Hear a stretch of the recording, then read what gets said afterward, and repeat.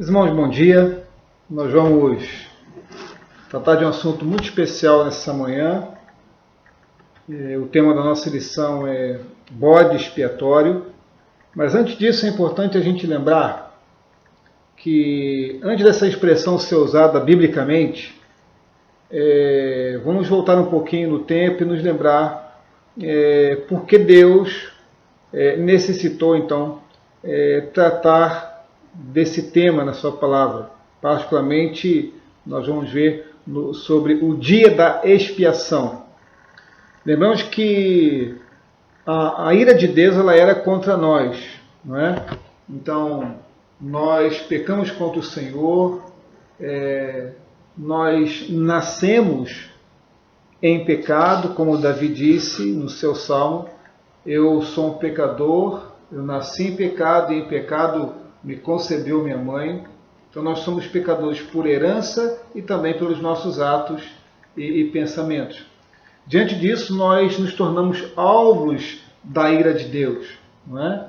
Então, para que houvesse uma reconciliação, nós necessitávamos de um mediador. Deus, através da lei, ele implantou os seus propósitos, as suas intenções. A lei moral de Deus foi implantada no coração do homem através da lei. Nós vimos de que o homem ele não tem condições, não teve e não tem condições de obedecer à lei, né? Por isso ele merecia a punição da lei. Por causa do nosso pecado, então, nós éramos alvos da ira de Deus. O apóstolo Paulo fala em Romanos 1, verso 18 em diante, que é um texto muito apropriado para falarmos sobre esse nosso tema. Ele fala que a ira de Deus ela é derramada e revelada dos céus, derramada sobre toda a impiedade e injustiça dos homens, que deixaram de buscar o Deus Criador, invertendo a ordem natural das coisas, servindo e buscando a si mesmo. Então, nós, a partir desse momento, a partir do momento que nós nascemos, nós nos tornamos extremamente necessitados de um salvador, de um mediador, de alguém que nos substitua. E foi assim que nós vimos Jesus, ele vindo em forma humana, obedecendo à lei de Deus e também recebendo a punição da lei, não é? Vimos então que na cruz, quando Deus derrama a sua ira sobre Jesus, nós vemos uma manifestação dupla ali. É como se nós podemos dizer que Deus ele resolve dois problemas de uma única vez. Ele mata dois coelhos com uma cajadada só. Ele derrama a sua ira sobre seu filho Jesus, não é?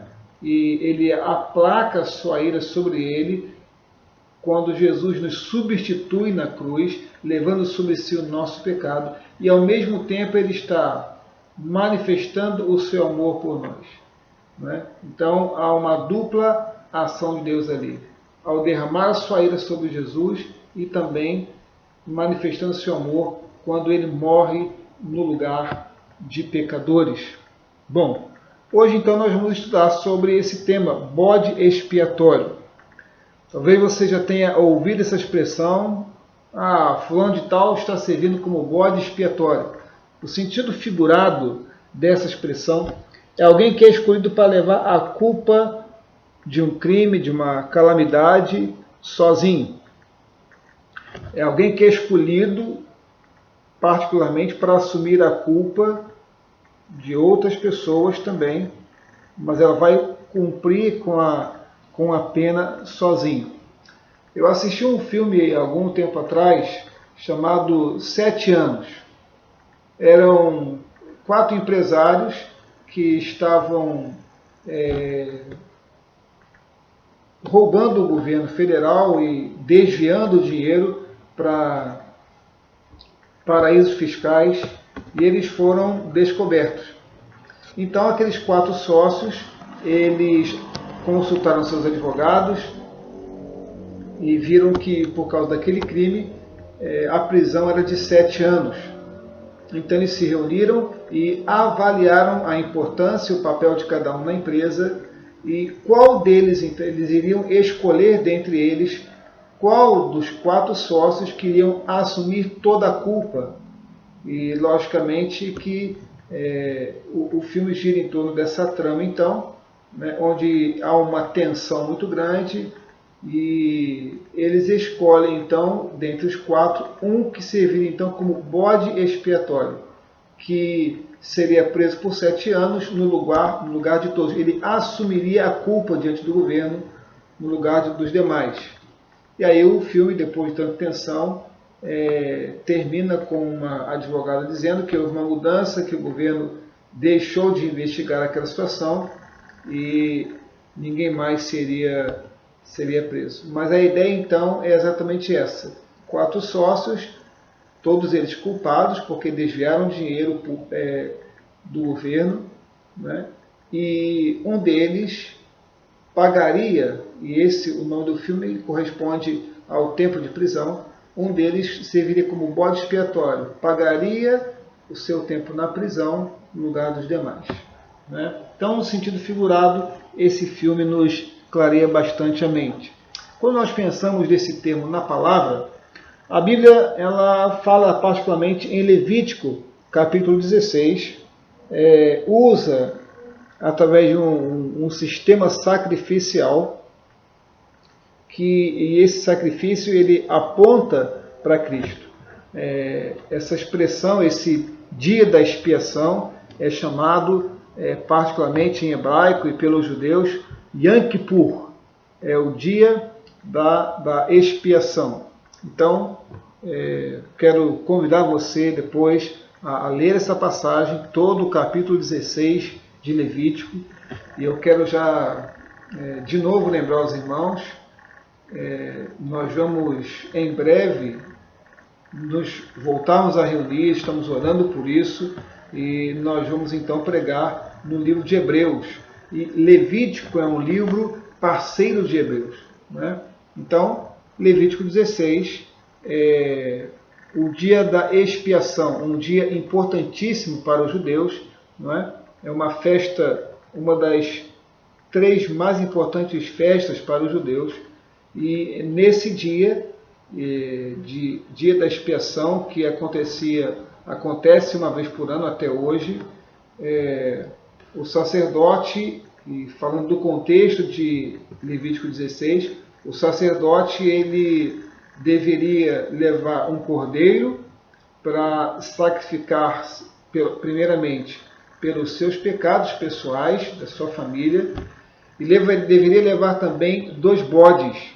Esses bodes deveriam ser idênticos. Um deles seria sacrificado no lugar santíssimo, não é? Onde somente o sumo sacerdote poderia entrar, e após ter oferecido o pecado pelo seu sacrifício pelos próprios pecados, o sacerdote então ele fazia um sorteio, e um dos bodes seria o bode que seria sacrificado no altar como oferta pelo pecado, seria a oferta de propiciação. O seu sangue seria derramado sobre a tampa do propiciatório. O outro bode, após feito o primeiro sacrifício, o sumo sacerdote vinha, ele colocava as mãos sobre a cabeça daquele animal e ele confessava todos os pecados, todas as iniquidades de Israel, né? Ou como se estivesse transferindo a culpa de Israel, uma simbologia, logicamente, específica naquele momento, para aquela situação, e então confessando todos os pecados de Israel e transferindo para aquele animal. Aquele segundo bode, então, ele era conduzido por um homem até o deserto e deixado lá. No pensamento judeu, aí quando você lê o texto, você vai ver que o bode que tinha o seu sangue derramado diante do propiciatório, ele era dedicado ao Senhor, uma oferta pelo pecado. E o outro bode era dedicado a Azael. Não é? A versão bíblica NVI traz essa palavra que significa bode, azal, embora, ou seja, aquele bode ele era levado embora por um homem e deixado no deserto sozinho. No pensamento judeu, a ideia de que aquele bode ele era levado para um precipício, não é? Ele era afastado por completo da presença do Senhor. Então há essa simbologia do sacrifício dos dois bodes. Não é? Então um tinha o seu sangue derramado sobre a tampa do propiciatório como oferta pelo pecado. E o outro animal, o sacerdote impunha as mãos, confessava os pecados de Israel, e esse bode então era levado para o deserto, para bem distante, e deixado lá para nunca mais voltar. Algumas ilustrações bíblicas, elas apontam, e esse texto, como eu disse, ele aponta para o sacrifício de Cristo na cruz, e algumas passagens do Antigo Testamento falam sobre isso. Eu vou ler Isaías 38, verso 17, diz assim: Foi para o meu benefício que tanto sofri. Em teu amor me guardaste da cova da destruição. Lançaste para trás de ti todos os meus pecados. Então, essa expressão, dita pelo profeta Isaías, foi para o meu benefício que tanto sofri, em teu amor me guardaste da cova da destruição. Lançaste para trás de ti todos os meus pecados. Então, esse bode expiatório também, algumas traduções trazem o bode emissário. Ele era aquele que levava o pecado do povo para longe. Então a ideia aqui de lançar para trás de ti, ou seja, de não ver mais os pecados. Isaías 43, 25 também clareia o nosso entendimento sobre essa ideia. E diz assim: Sou eu mesmo, aquele que apaga suas transgressões por amor de mim, e que não se lembra mais de seus pecados. Então há duas expressões muito importantes nesse versículo. Então ele fala: sou eu mesmo, aquele que apaga suas transgressões. Então, quando nós temos o nosso pecado perdoado, o Senhor, ele apaga, ele tira dos seus registros. E aí depois uma outra expressão muito importante: ele já não se lembra mais de seus pecados. Uma coisa importante aqui, na nossa vida cristã diária, é que nós temos um adversário que a Bíblia o chama de acusador.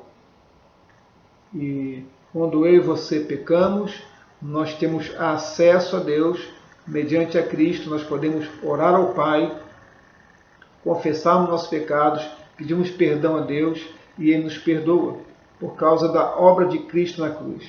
Mas muitas vezes, Satanás ele vai nos acusar dizendo: olha, não adianta orar, não adianta querer cultuar a Deus, não adianta mais você ler a Bíblia, porque você pecou. Então é importante nós lembrarmos dessa obra de Cristo, primeiramente, dessa simbologia desse dia da expiação para o povo de Israel, que apontava para a obra maior e definitiva de Cristo na cruz, e que nos garante que o Senhor ele apaga os nossos pecados, de que ele não se lembra mais. É importante a gente lembrar isso, que a obra de Cristo ela foi definitiva. E uma passagem do Novo Testamento, em Hebreus, e esse livro que nós vamos estudar, todo ele, Hebreus 10, 17 e 18, diz assim: dos seus pecados e iniquidades não me lembrarei mais. Onde esses pecados foram perdoados, não há mais necessidade de sacrifício por eles. Então, quando eu e você nos encontramos em Cristo, nós tivemos os nossos pecados perdoados, ele não se lembra mais e não há mais a necessidade de sacrifícios. porque o sacrifício de Cristo ele foi definitivo. Então, essa é a figura do Antigo Testamento que aponta para a obra definitiva, grandiosa de Cristo, onde ele nos substitui na cruz. Olá, irmãos. Estamos dando sequência ao nosso EBD. Então, vocês sabem, né? Estamos estudando esse livro aqui, ó, o Evangelho para a Vida Real. Nossa lição de hoje está no capítulo 6, o bode expiatório. Vocês já devem ter assistido até aqui, né, o pastor Marcelo, que falou sobre a ilustração do bode expiatório. Então, meu assunto agora é o grande dia da expiação. Logo após, a sequência será o Jonta, com o assunto purificando nossas consciências. E, para finalizar, o pastor Marcelo novamente vai estar falando sobre a expiação. Então, vamos dar sequência então ao nosso assunto aqui na EBD. O grande dia da expiação. Então, no grande dia da expiação, duas coisas devem ser necessárias para que esse ritual tenha significado para os judeus. A primeira situação, o que realmente deve ser necessário para que isso seja significativo para o judeu. Este deveria se identificar com os pecados pelo qual o sumo sacerdote está confessando. Ou seja, cada judeu deve entender como o seu próprio pecado, não como o pecado de uma nação como um todo, de um povo como um todo. Mas os judeus deveriam reconhecer isso como o seu próprio pecado. Então o sumo sacerdote está lá confessando, mas cada judeu deve identificar como o seu próprio. E a segunda coisa necessária também é que deveria ser pela fé. Não necessariamente o bode está levando, mas que existe um autor que permite que tudo isso aconteça para que seus pecados sejam levados. A fé não está no bode, a fé está no Deus que permitiu esse sacrifício, para que os pecados sejam de fato levados para o seu perdão.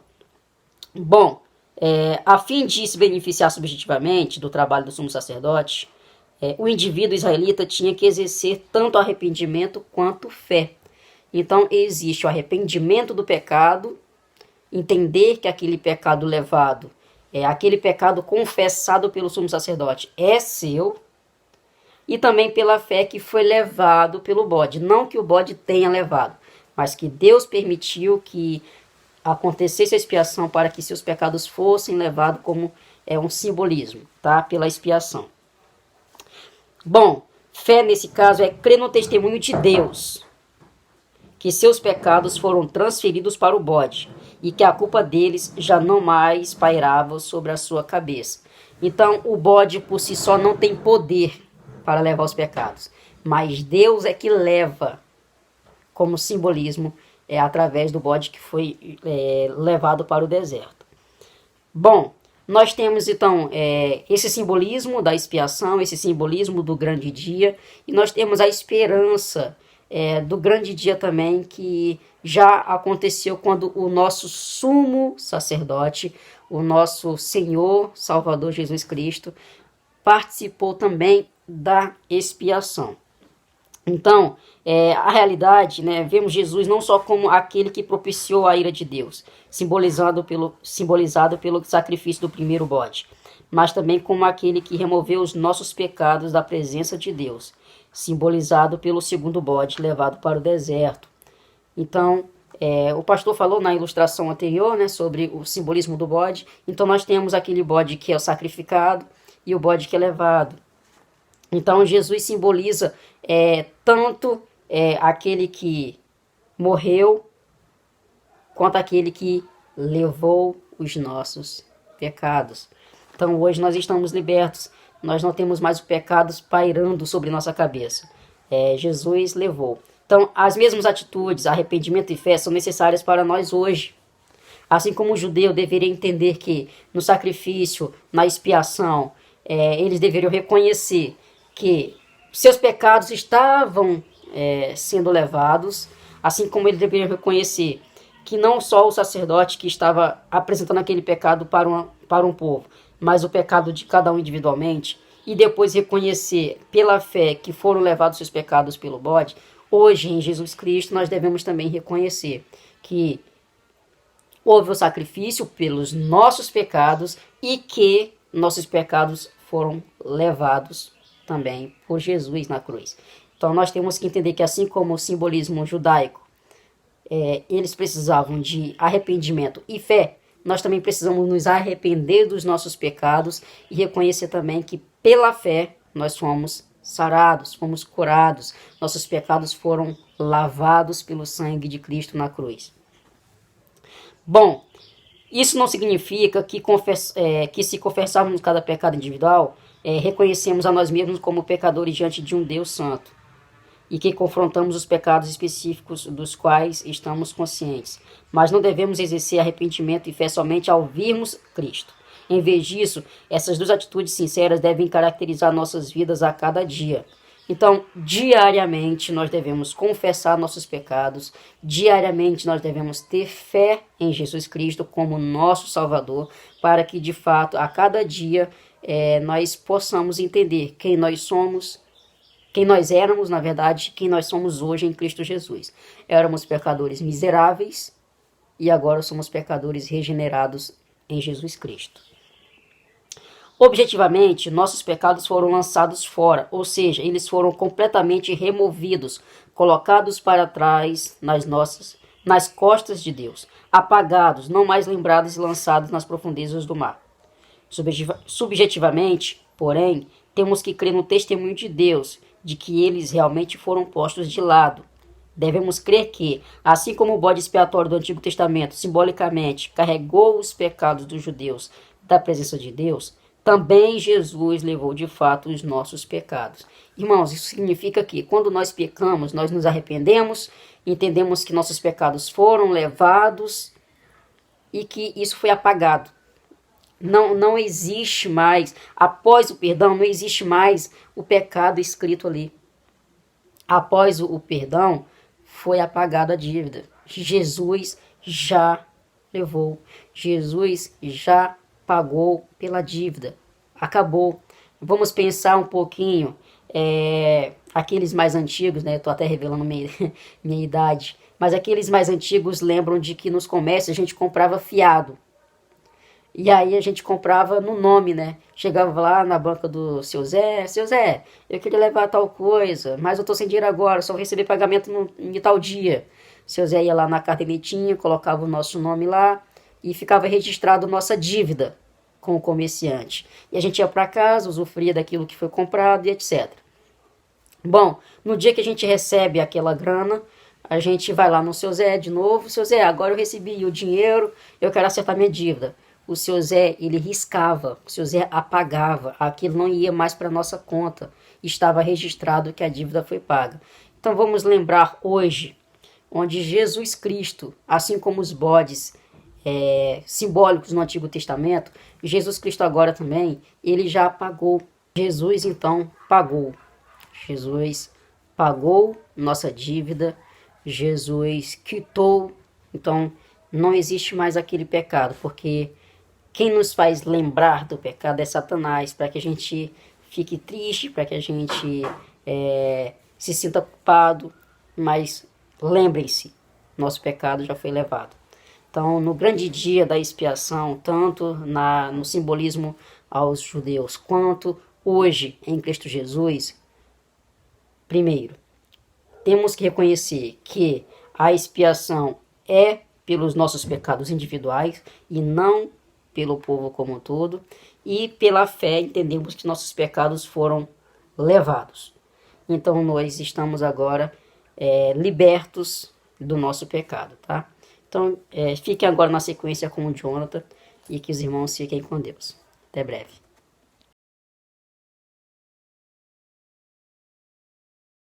Né? Dando sequência que o Marcelinho falou, lição 6.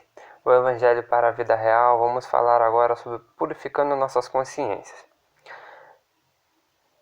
Deus deu a cada um de nós, em nossos corações, a nossa consciência, né? É uma bússola moral que ela testemunha em cada um de nós a lei de Deus. E conforme o crente ele vai adquirindo maturidade, ele vai se fortalecendo cada vez mais na fé, mas ele vai se tornando sensível, né, a essa consciência, a essa bússola. E como é que o crente ele se torna cada vez mais maduro, né? É aquela questão que nós vemos sempre falando, né? É através do estudo, é através do discipulado, é através da devocional, é através de ter um convívio com Deus, né? É ter uma sequência. Como é que você se torna melhor amigo de uma pessoa? É a convivência. Você se torna íntimo dela. A convivência faz com que vocês acabem se tornando cada vez mais próximos, cada vez mais íntimos. E assim também, né? No Evangelho, quanto mais íntimo de Deus, quanto mais próximo de Deus você tiver, mais essa consciência ela vai te tornar sensível ao pecado. E aí você vai poder ter a real dimensão do seu pecado e do pecado em geral, do quanto nós somos pecadores, porque quanto mais você conhece a Deus, quanto mais você descobre que Deus é santo, quanto mais você vê a santidade de Deus, você começa a perceber o quanto nós somos pecadores e o quanto nós carecemos, né, de Deus, carecemos da graça de Deus para poder continuar. Você começa a pensar também, né, que é difícil. Quando você começa a ver o quão pecador nós somos, você começa a pensar que é difícil que Deus não se lembra mais dos seus pecados, né? Mas aí, como nós vimos na lição aqui, né, fazendo alusão ao bode expiatório do Antigo Testamento, que sobre a cabeça dele ali era depositado todos os pecados do povo de Israel, e aquele bode era mandado para o deserto, e lá no deserto ele se perdia, levando para longe, né, os pecados, né? E como a própria palavra fala, né, de que Deus lança no mar, ou seja, lançar. Ele joga longe esses pecados. Esses pecados ele não simplesmente despeja, ele lança, ele arremessa para longe esses pecados para não mais os ver, né? E a obra de Cristo na cruz, ela é ainda, conforme diz Hebreus 9:14, vamos dar uma olhada. Muito mais, o sangue de Cristo, que pelo Espírito Eterno a si mesmo se ofereceu sem mácula, purificará a nossa consciência de obras mortas, para servirmos ao Deus vivo. Eu peço pouco desculpa, eu estou bastante gripado, minha voz não está muito boa, mas vamos lá, vamos dar prosseguimento. Aqui nós podemos observar que é apenas o sangue de Cristo, né, que pode purificar as nossas consciências e acalmar as acusações contra nós. Porém, para que possamos aproveitar, né, essa purificação subjetivamente, nós precisamos, em concordância com a nossa consciência, em uma verdadeira atitude de arrependimento. E então, pela fé, nos apropriarmos da realidade do sangue de Cristo, que é purificador. Isso não significa que o nosso conhecimento sobre o pecado ele é tirado de nós. Ele significa justamente que o peso desse pecado ele cessa. Romanos 4:8, Paulo vai falar, né? Bem-aventurado o homem cujo Senhor não lhe imputará o seu... Você crê que o pecado do qual agora você está tão dolorosamente envergonhado, ele nunca será imputável a você? Se pela fé você vê Jesus como aquele bode expiatório, então sim, esse pecado ele nunca será imputável a você, porque Cristo levou para longe, ele afastou para que Deus não possa mais ver esse pecado de nós. Você então vai ser liberto, né, dessa consciência pecaminosa e vai poder servir a Deus de consciência tranquila. A questão não é que nós vamos deixar de pecar, não. Nós estamos em um processo. A questão é que nós não temos prazer no pecado e esse peso do pecado ele não vai ser imputável a nós, o que geralmente acaba nos afastando de Cristo, né? Esse reconhecer que eu sou humano, eu sou falho, eu sou pecador e eu preciso de Cristo, ele vai justamente me aproximar mais dele e não me afastar dele. Então lembre-se, quando Satanás vier te acusar, quando o inimigo vier te acusar de seus pecados, Cristo levou sobre si os seus pecados, ele levou sobre si as nossas dores. E esse pecado Deus já perdoou. Deus já sabia que você ia cometer, o que não te dá, obviamente, margem para continuar pecando, mas sim para continuar lutando. Nós estamos em um processo, é um processo de santificação. Hoje nós lutamos contra o espírito, né? Não é contra a carne que lutamos, mas sim contra o espírito, né? Então, fortaleça seu espírito, mantenha-se firme com Deus, dedique-se a Ele, faça sua devocional, discipule, se instrua, seja um crente cada vez mais amadurecido. E esse espírito ele vai estar andando cada vez mais em comunhão com você, né? Te orientando, te mostrando sempre aonde você precisa mudar, o que você precisa mudar, ok? Vamos agora para o pastor Marcelo. Então nós vamos pensar um pouco e relembrar a definição de duas palavras importantes que caminham juntas teologicamente. São a propiciação e a expiação, né? Então quando a gente pensa nessa sacrifício do Antigo Testamento, essas duas expressões teológicas elas estão juntas, né? Primeiro, lembrando a definição de que a propiciação tem muito a ver com a ira de Deus contra nós, né? Por causa do nosso pecado, nós nos tornamos inimigos de Deus e a sua ira é contra nós. Mas por causa do sacrifício de Cristo, nós vemos isso lá em Romanos 3:25, a palavra propiciação significa que Deus ele se tornou propício a nós. Romanos 3:25, Paulo fala assim: Deus o ofereceu como sacrifício para propiciação mediante a fé pelo seu sangue, demonstrando a sua justiça. Em sua tolerância havia deixado impunes os pecados anteriormente cometidos. Então Deus oferece a Cristo como sacrifício para nossa propiciação. O que é propiciação? É tornar algo propício. O dicionário define que tornar algo favorável. Deus ele tinha contra nós a sua ira, mas por causa da obra de Cristo na cruz, o Senhor se torna favorável a nós, né? Então o Senhor se tornou propício a nós, se tornou favorável por causa do sacrifício de Jesus. A palavra expiação, ela traz a ideia então de cobrir, de cancelar, de anular, de purgar. Hebreus 1:3 fala assim: o Filho é o resplendor da glória de Deus e a expressão exata do seu ser, sustentando todas as coisas por sua palavra poderosa. Depois de ter realizado a purificação dos pecados, ele se assentou à direita da majestade nas alturas.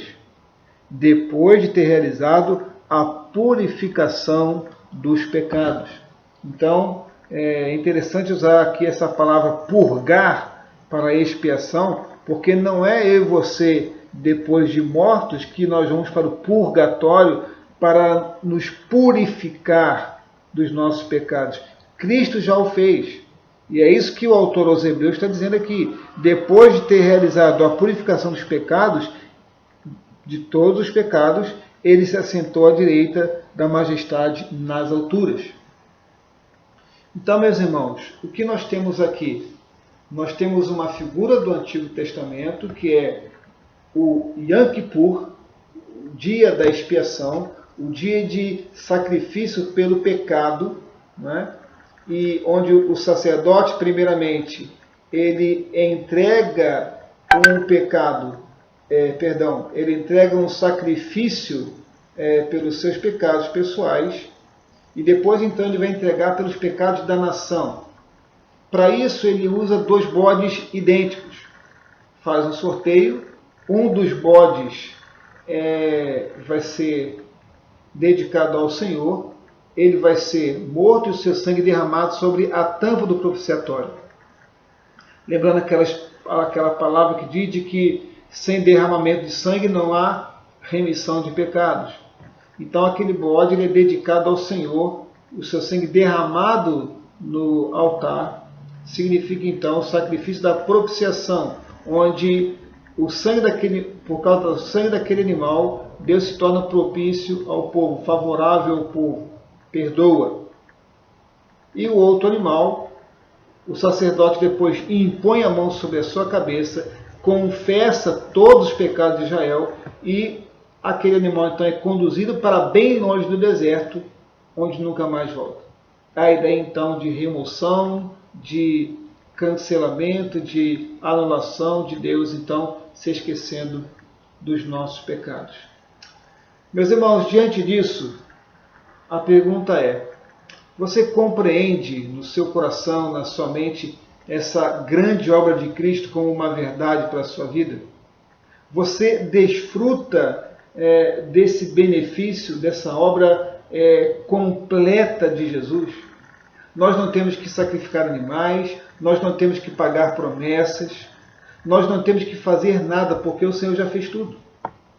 O sacrifício de Cristo, que envolve propiciação, expiação, ou seja, o sacrifício pelo pecado, e que envolve propiciação, ou seja, o Senhor se tornando favorável a nós, por causa de Jesus.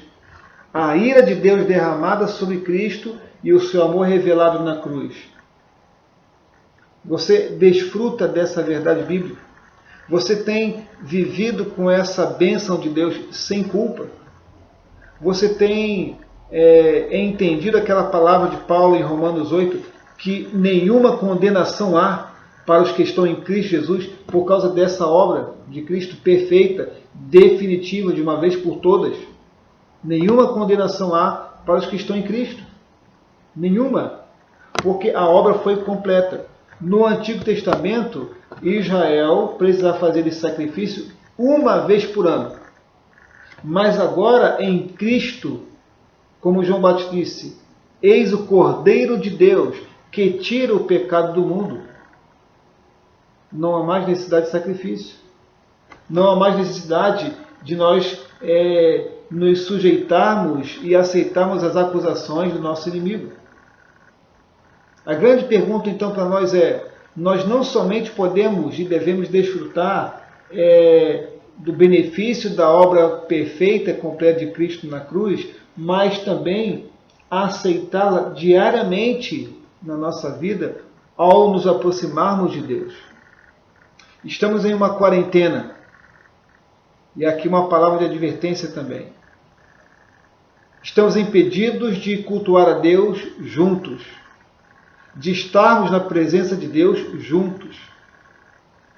Mas será que você também tem se afastado da presença de Deus na sua própria casa?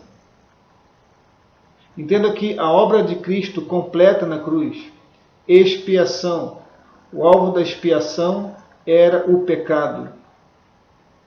Jesus tomou sobre si as nossas dores. As feridas que estavam sobre ele nos traz paz, disse Isaías. E ele também não somente expiou o nosso pecado, mas ele se tornou propício, favorável a nós. Então, nós, como o autor aos Hebreus diz, de que nós podemos e devemos entrar com ousadia na presença de Deus, pelo novo e vivo caminho. Então, embora impedidos por enquanto de estarmos juntos para buscar a Deus, você tem isso feito na sua própria casa por causa do caminho que é Jesus? Então, meus amados, diante dessa obra maravilhosa, Jesus foi o nosso bode expiatório. Nós éramos o culpado e Ele pagou o preço por todos nós. Então, não somente nos alegrarmos por causa da salvação, mas também nos apropriarmos disso diariamente e entrando na presença de Deus com alegria, todos os dias. E uma advertência para nós, e eu não sei, talvez alguns irmãos vão ter dificuldade com a internet, alguma coisa assim, mas falar um pouco também sobre a nossa postura nos dias de culto. Primeiro, vale aqui a palavra também do autor aos Hebreus, que nos diz que nós não devemos abandonar a congregação, como é costume de muitos. Né? Em Hebreus 10, verso 24. Mas nós não podemos vir para estarmos juntos. Mas é importante que, como estamos fazendo o culto virtual, você também esteja presente. E aí, irmãos, há uma facilidade grande para que a gente se distraia. Para que a gente, ao ouvir a mensagem, ao louvar o Senhor e ouvir a mensagem, a gente faça isso escovando o dente. E às vezes, mexendo no celular e enviando uma mensagem para alguém. Vamos estar atentos a isso, com distrações, com algo que nos impeça de cultuar o Senhor. Então a família reunida é importante, isso cabe aí aos pastores da família, aos maridos, aos pais fazerem isso, chamar a família. Lembre-se de que, como nós falamos na quinta-feira, Salmo 78, e vamos continuar falando, é uma responsabilidade nossa contar às próximas gerações as maravilhas que o Senhor fez, para que eles se lembrem dela e sirvam a Ele. Então, família reunida, com uma postura de culto, não importa se nós estamos todos juntos, mas estamos diante de Deus.